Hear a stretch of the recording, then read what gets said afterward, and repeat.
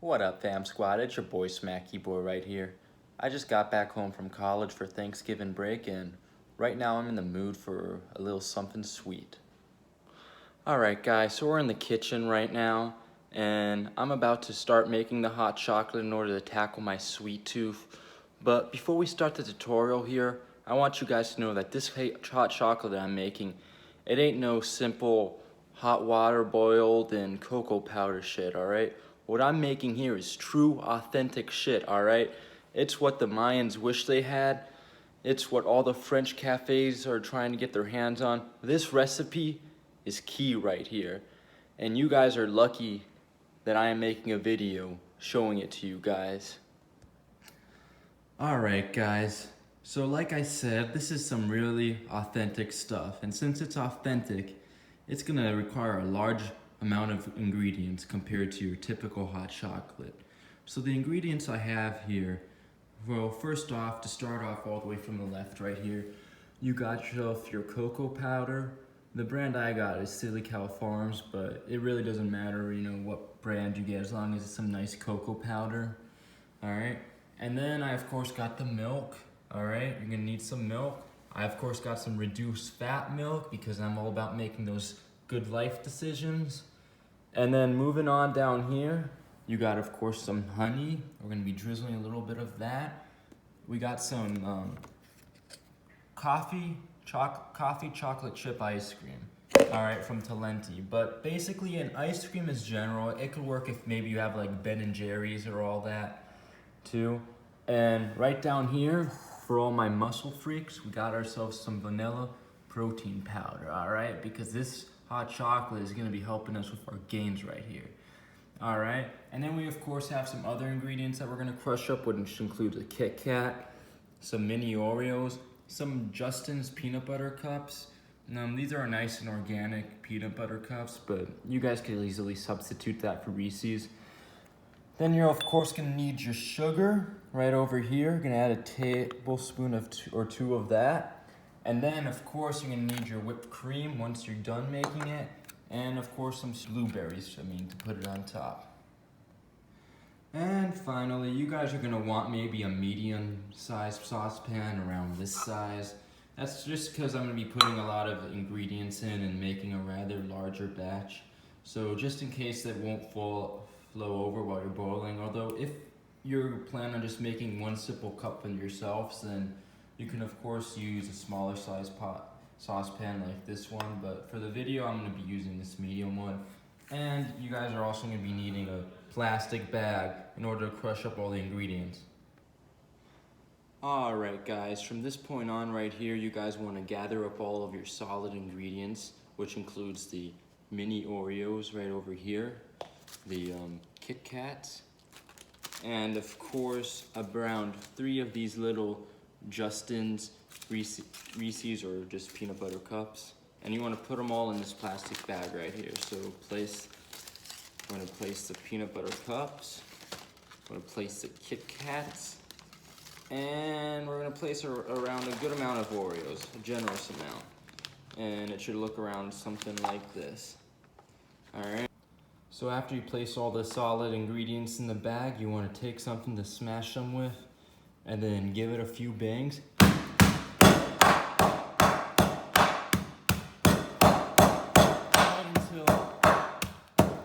Now you want to be careful with this process because sometimes a few holes do emerge, but you want to get all these ingredients nicely crushed. So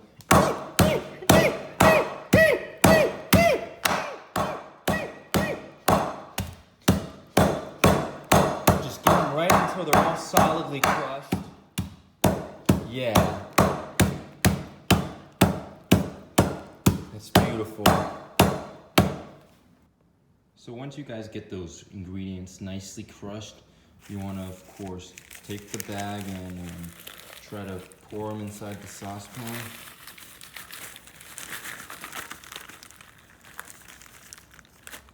Now that you got it in the pan, you want to just double check that there's no major chunks around, because you want it to basically be like powder or sand-like texture, because you're gonna try to decompose this inside the hot chocolate. So Yeah, no major chunks, all right? Make sure you eliminate all those, and if there are, then you guys already know what to do.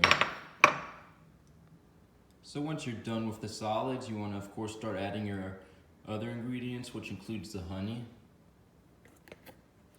You're gonna want to get a good amount of that to go inside. Hope try to squeeze some in there. There you go.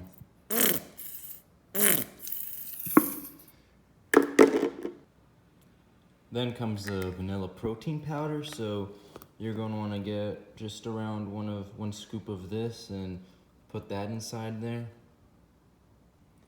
Add around maybe 1 or 2 spoons of sugar. I'll do like maybe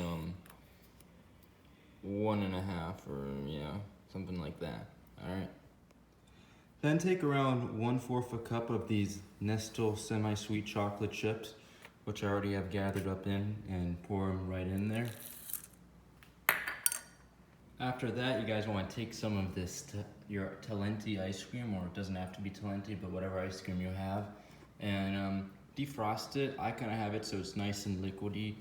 That way I could just pour it in there and decompose. So yeah, you want to pour some of that in there. Just a good amount. Yeah, that should be around good.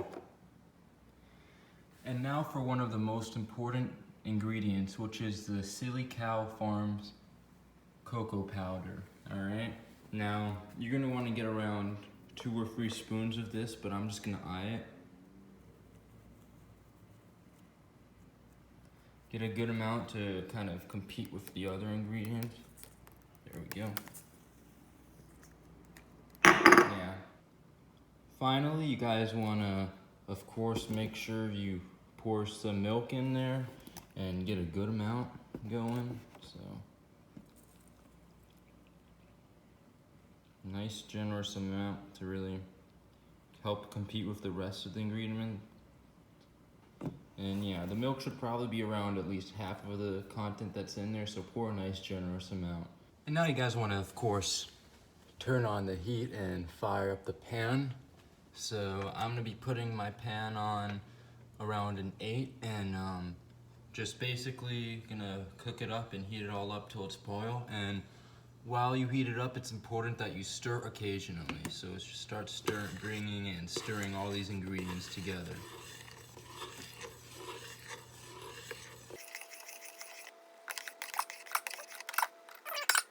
You're going to make sure you get all the powders in this side right here and try to bring that down a little. One of the most important things is you want to make sure that you're looking at this and watching it carefully as it heats up, because when you heat up milk like this, it will sometimes boil over and could make the whole stove dirty and all that. So just want to make sure you keep a good eye on it so none of that happens. All right. Now look at it all come together and change.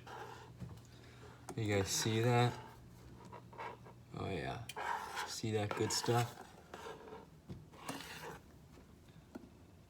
Look at that.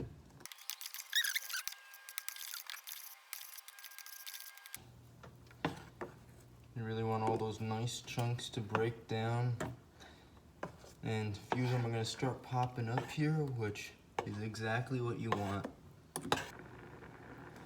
Oh yeah, and you guys could hear it start boiling right now. Now you want to just wait till all those bubbles get right up to the top, and then you'll be ready to take off the heat. You want to get every single piece of chocolate out. And now you guys are going to see that it's starting to change color. Look at that.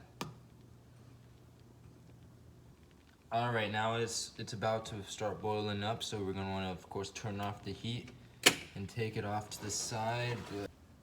Oh yeah, look at that. Look at this nice texture right here. A little bit more firm, a little bit more chunky, but it's gonna be all the good while you break it down and it goes down the system. Oh yeah. Here's the final product right here. It's a little bit more lumpy than usual, probably because I added a whole scoop of protein. So if it becomes lumpy like this, either add less protein or add more milk. But honestly, I don't mind it this lumpy. personally, but I want to slowly pour some in this mug. Oh yeah, you see that? Try to get it near the top. This is where your ready whipped cream comes in. You want to put some of that on now. Oh yeah. Look at that. Pop a few berries on top for the fun of it.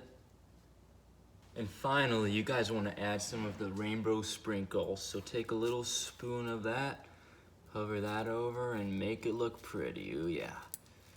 Alright, now here's the finished product from a different angle, guys. Look at how beautiful that looks.